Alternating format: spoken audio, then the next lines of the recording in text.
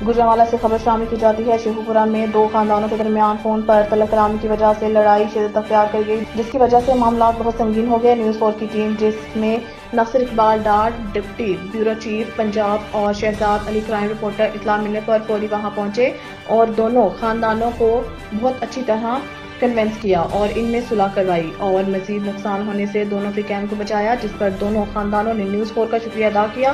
Cameraman Nasir Iqbal डार के साथ Shahzad Ali, news 4 Gujranwala. जी नाज़रीन, हम इस वक्त नतीजा मोड़ शेखरा रोड नतीजा मोड़ स्टॉप पे खड़े हैं। तो हमारे साथ ये कुछ साथी मौजूद हैं। ये इनकी थोड़ी सी तहल कलामी की वजह से मोबाइल फ़ोन पे तहल कलामी हो गई थी, जिसकी वजह से आपस में यानी कि इनका बोलचाल बंद हो जाता है। तो न्यूज़ 4 की टीम यहाँ तशरीफ़ लेके आई है। जनाब नासिर इकबाल डार साहब और शहजाद अली और नदीम साहब हमारे समाजी कारकुन मेरा बेटा से वो साथ आए हैं, तो इनकी यानी कि सुलह करवाने के लिए।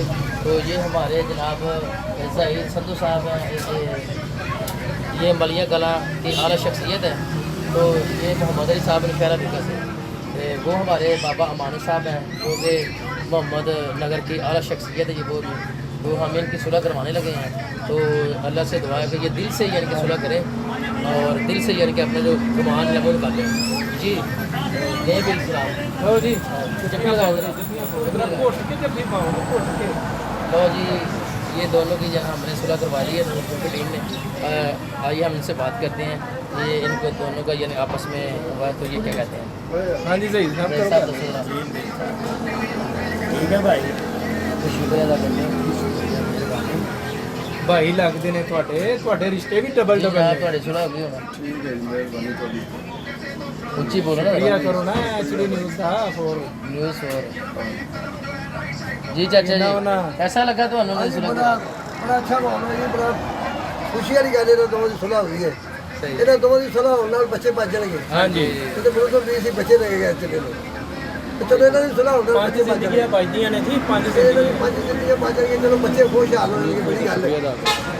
ਹਾਂ न्यूज़ दूसरी टीम 4 ਦਾ न्यूज़ 4 ਦਾ ਸ਼ੁਕਰੀਆ ਅਦਾ ਕਰਦੇ ਹਾਂ ਕਿ ਇਹਨਾਂ ਤਾਵਨ ਬੜਾ ਅੱਛਾ ਕੀਤਾ ਹੈ। ਇੰਨੀ ਦੂਰੋਂ ਆਣ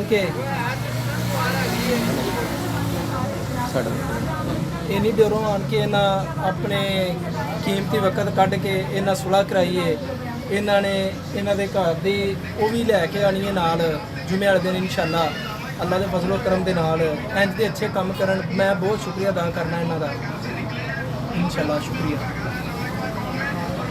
लो जी, कैमरामैन नासिर इकबाल डार के साहब, शहजाद अली, न्यूज़ 4 गुजरांवाला।